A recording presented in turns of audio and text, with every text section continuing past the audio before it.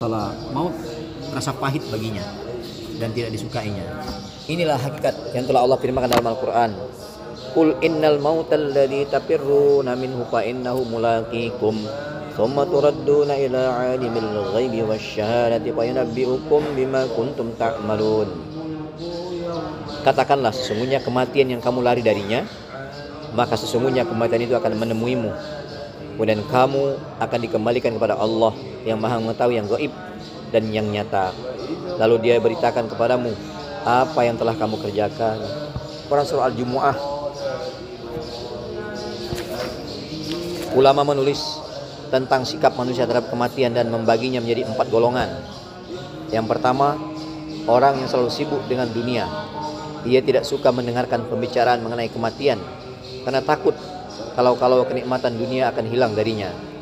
Ia mengingat maut hanya sesekali saja. Sekalipun mengingat maut, ia mengingat keburukannya, karena kematian itu akan menyebabkan ia kehilangan dunia dan segala kenikmatannya, hingga dia merasa sedih dan berduka cita. Yang kedua, orang yang memiliki keinginan untuk kembali kepada Allah, tapi masih dalam tahap permulaan. Jika mendengarkan pembicaraan tentang kematian, ia merasa takut kepada Allah dan bertaubat dengan sungguh-sungguh.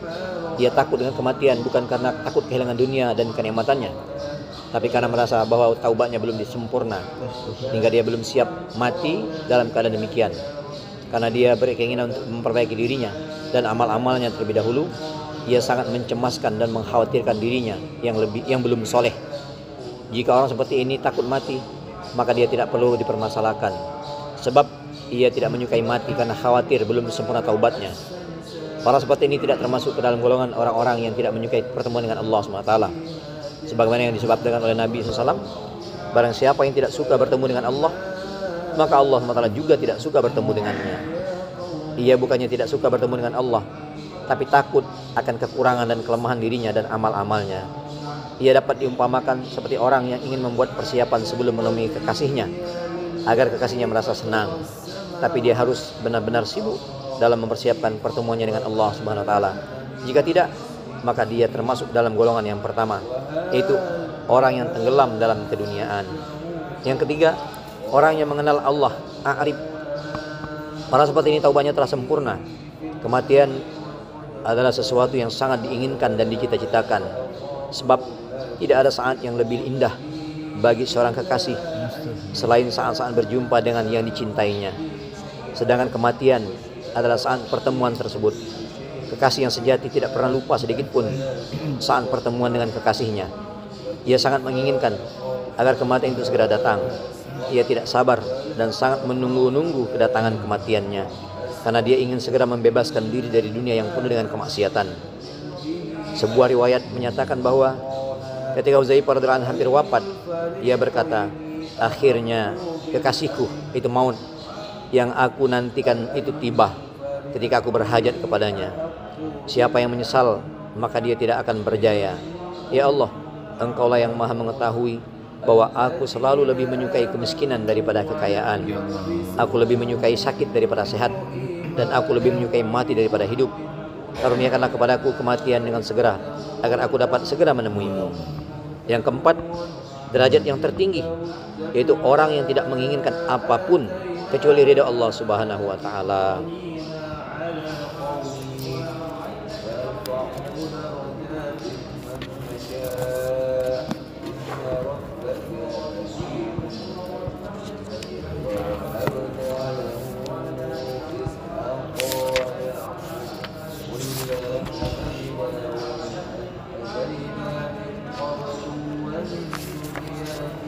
An Abi Hurairah radhiyallahu anhu qala sami'tu Rasulullah sallallahu alaihi wasallam yaqul inna awwala ma yuhasabu bil 'abdi yaumal qiyamah min 'amalihi salatuhu fa in saluhat faqad aflah wa anjah wa in fasadat faqad khaba wa khasira wa in intaqasa min faridah qala rabbul zurru hal li 'abdi min tatawwu'in fayukmalu biha man taqasa minal faridah summa yakunu sa'iru amalihi ala dalika. Dari Abu Hurairah dan berkata, aku mendengar Rasulullah SAW bersabda, sesungguhnya amal seorang hamba yang pertama kali akan dihisab pada hari kiamat adalah salatnya. Jika sholatnya baik, maka sungguh dia akan beruntung dan selamat. Tapi jika sholatnya rusak, maka dia akan menyesal dan merugi. Jika terdapat kekurangan pada sholat fardunya, maka Allah SWT akan berfirman pada malaikat, lihatlah buku catatannya, adakah hambaku memiliki amalan sholat sunat? Maka kekurangan dalam sholat fardunya akan disempurnakan dengan sholat sunatnya. Kemudian seluruh amal yang lainnya akan dihisap seperti itu juga. Hadis riwayat Tirmizi dan Durul Mansur. Dari Abu Hurairah radhiyallahu anhu, dia berkata, aku mendengar Rasulullah SAW bersabda, sesungguhnya amal seorang hamba yang pertama kali akan dihisap pada hari kiamat adalah sholatnya. Jika sholatnya baik, maka sungguh dia akan beruntung dan selamat. Tapi jika sholatnya rusak, maka dia akan menyesal dan merugi.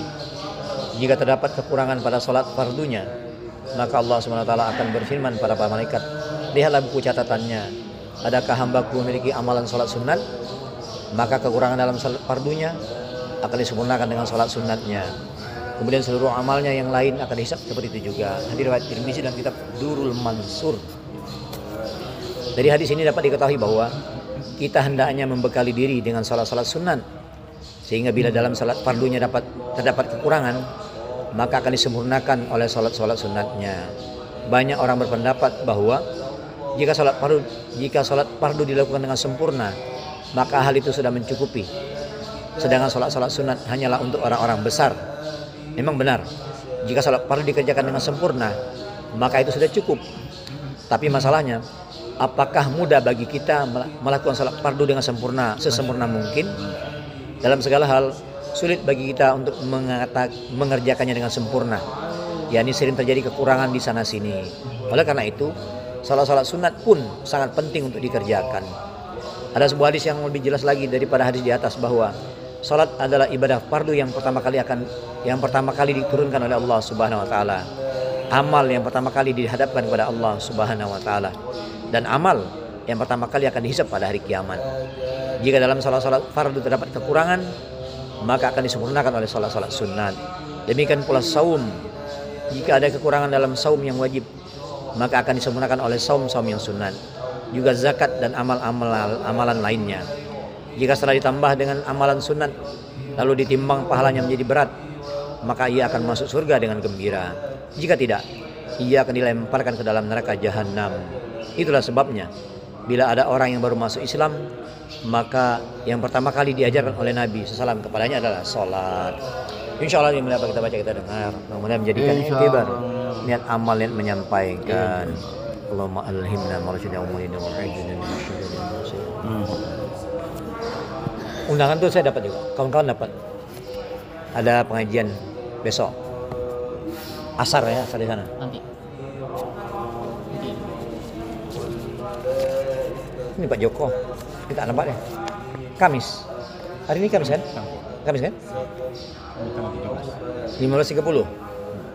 Jam 3, setengah 4. Asar di sana. Masjid Jami' Baitur Rahman, SP7. Hari ini. SP7 Pak. Lagu dari Ada apa? Anak Yai Zairan, Dari Tomorrow datang. Gus Mahmudul Hasan bin Zairan. Tapi apa? SP7. Itu ya. Kawan-kawan yang hadir kalau nanti bisa datang. Kami ada rencana apa? Musra jamaah di Jambi, jamaah dari Kerinci, Pelalawan. Ada Pak Erlangga.